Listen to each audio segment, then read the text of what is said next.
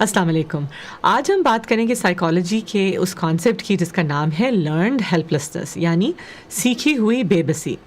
دیکھا یہ گیا کہ کچھ لوگ جو زندگی میں ایک سٹریس سے گزرتے ہیں، اور خاص طور پہ ایسا سٹریس جو ایکسٹرنل ہو اور ان کے کنٹرول سے باہر ہو، یعنی ان کے بس میں نہ ہو، جو مشکل وقت ان پر آیا، تو ان کے اوپر ایک کیفیت طاری ہو جاتی ہے جسے کہتے ہیں سیکھی ہوئی بے بسی. وہ یہ ان کا برین یہ سیکھ لیتا ہے کہ میں بے بس ہوں اور میرے کنٹرول میں بس کچھ بھی نہیں ہے.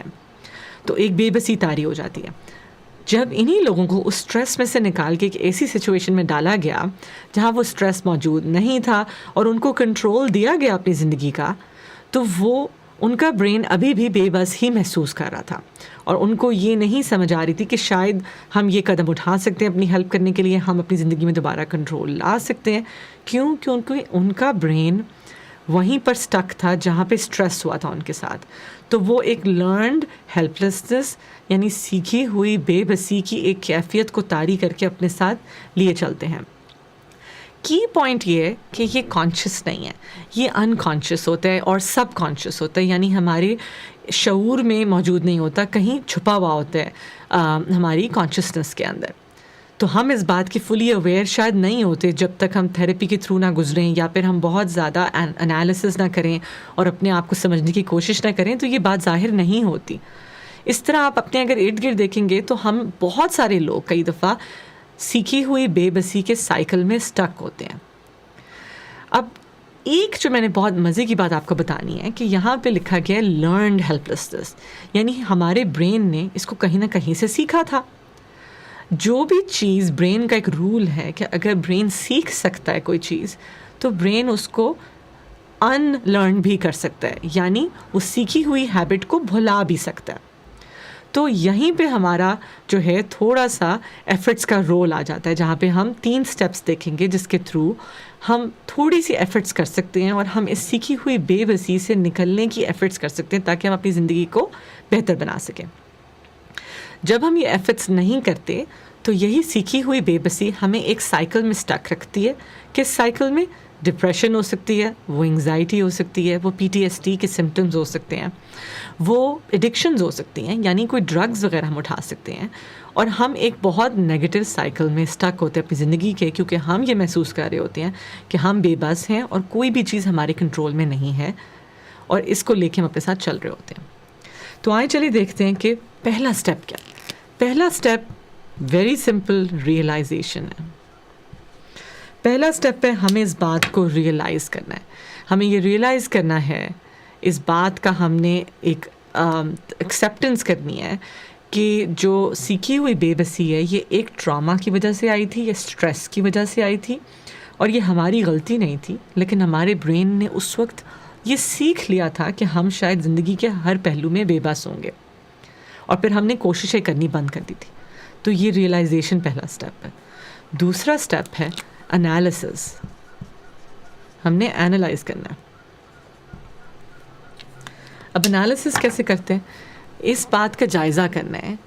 یہ بات جاننا بہت ضروری ہے کہ یہی جو سوچ تھی، جب ہم نے بے بسی کی سوچ کو اپنی سوچ بنا لیا تھا تو ہم کچھ غلطیاں کر رہے تھے، سوچ میں کہیں نہ کہیں کچھ خلل آ رہا تھا. اب وہ خلل کیا تھا کہ اس بے بسی کے برین نے یہ سوچ لیا تھا کہ یہ ایک سچویشن میرے ساتھ بری ہوئی ہے اور میرے کنٹرول سے باہر تھی، تو ہم نے اس کو ایک گلوبل پرویسو ایفیکٹ دے دیا. یعنی ہم نے یہ سوچنا شروع کر دیا کہ جو ہمارے ساتھ مشکل سٹریس ایک دفعہ ہوا تھا وہ ہماری زندگی کے ہر موقع پہ ہوگا.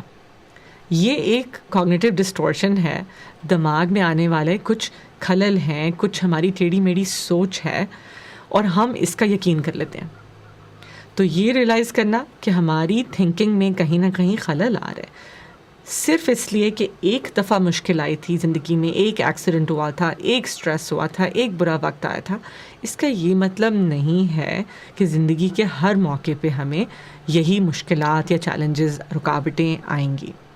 پہلی بات یہ. دوسری بات یہ، جب اس طرح کی کوئی اسٹریسفل سچویشن ہوتی ہے جو آپ کے کنٹرول سے باہر ہوتی ہے، تو برین ایک اور چیز کرتا ہے، آپ کو یہ ریئلائز کرواتا ہے، اور یہ بالکل غلط طریقے سے ایک سوچ طرف چلی جاتی ہے. آپ یہ سوچنے لگ جاتے ہیں کہ شاید میرے میں کوئی مسئلہ ہے جس وجہ سے یہ میرے ساتھ ہوا. ہم اس کو پرسنلائز کر لیتے ہیں.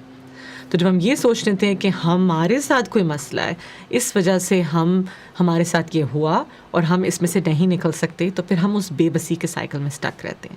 تو انالیسز میں یہ بات جاننا کہ دیکھیں یہ تو ہماری سوچ میں کچھ خلل آ رہے ہیں, ہم بہت زیادہ اس کو جنرلائز کر رہے ہیں اس سچویشن کو, ہم اس ایک سچویشن کو ہر چیز پہ اپلائی کر رہے ہیں زندگی کی ہر سرکمسٹانسز پہ, اور دوسری بات یہ ہم اس کو بہت پرسنلائز کر رہے ہیں. ہم یہ سوچ رہے ہیں کہ ہمارے ساتھ ہی ہو سکتا ہے, ہمارے میں ہی کوئی مسئلہ ہے. تو اس انالیسز, اس ایک غور و فکر کرنا, اپنی سوچ کے بارے میں سوچنا, یہ ایک ہائر لیول اسکل ہے جو اگر آپ خود سے نہیں ڈیولپ کر پا رہے تو ایک بہت اچھے تھراپسٹ کی مدد سے بھی آپ اس کو ڈیولپ کر سکتے ہیں. تو یہاں پہ تھیراپی کا رول بہت اچھا ہوتا ہے کہ ایک تھراپسٹ اچھا آپ کو گائیڈ کر سکتے ہیں کہ ہماری سوچ میں کہیں نہ کہیں کچھ ڈیفیسٹس آ رہے ہیں, خلل آ رہے ہیں, اور ہم اگر توجہ دیں اس کی طرف تو ہمارے اندر ایک اویئرنیس آ سکتی ہے, اور جب اویئرنیس آتی ہے, ریئلائزیشن آتی ہے, تو پھر ہم بہتر اسٹیپس اٹھا سکتے ہیں. تیسرا اسٹیپ یہ ہے کہ ہمیں you have to take action. اب ایکشن کیسے کرنا ہے؟ ایکشن سے مراد ہے بیہیویئر چینج.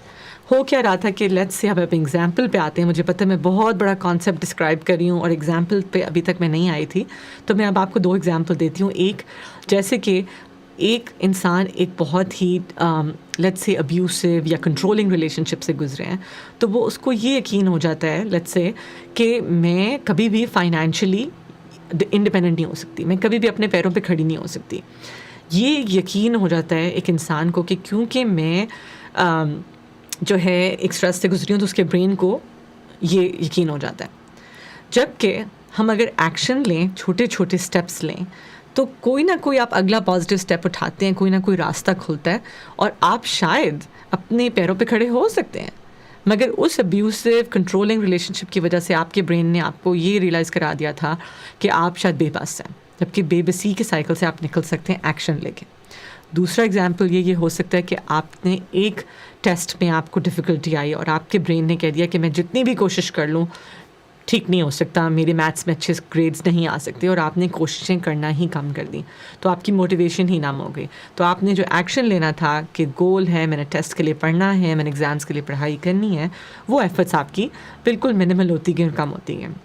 ہم نے ایکشن لینا ہے, ہم نے اپنے گول سیٹنگ کرنی ہے, اور گول سیٹنگ کو ہم نے بریک ڈاؤن کر کے اسمالر گولز بنانے ہیں اور پھر ان کو اچیو کرنا ہے. اور اس جو لرنڈ ہیلپلیسنس تھی, اس کو ہم نے چیلنج کرنا ہے اس ایکشن کے تھرو.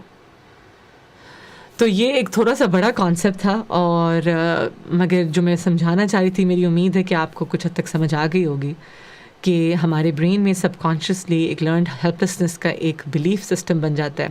اس بلیف کو توڑنے کے لیے ہمیں اس کو ریئلائز کرنا ہوتا ہے کہ یہ ہماری سب کانشیس تھاٹس ہیں جو ایک اسٹریسفل سچویشن سے اسٹارٹ ہوئی تھیں, اور جسٹ بیکاز ایک دفعہ مشکل وقت آئی تھی اس کا یہ مطلب نہیں ہے ساری زندگی میں ہمیشہ یہی ہوگا ریپیٹ. دوسرا, ہمیں دیکھنا ہے کہ ہماری تھاٹس میں کچھ ڈسٹورشنز آ رہی ہیں, ہمیں ان کو چیلنج کرنا ہے. تیسری بات یہ کہ ہمیں ایسے اسٹیپس اور ایکشن لینے ہیں جس سے ہم اپنے گولز کو اچیو کر سکیں اور ایک ہیلپلیسنس اور بے بسی کے سائیکل سے نکل سکیں. میری امید ہے کہ اس سے کچھ نہ کچھ فائدہ ہوا ہوگا, اور آپ کی اٹینشن کا, کیوریوسٹی کا بہت بہت شکریہ. میں انشاءاللہ آپ کو اگلی ویڈیو میں ملوں گی. اپنا بہت سارا خیال رکھیں. اللہ حافظ.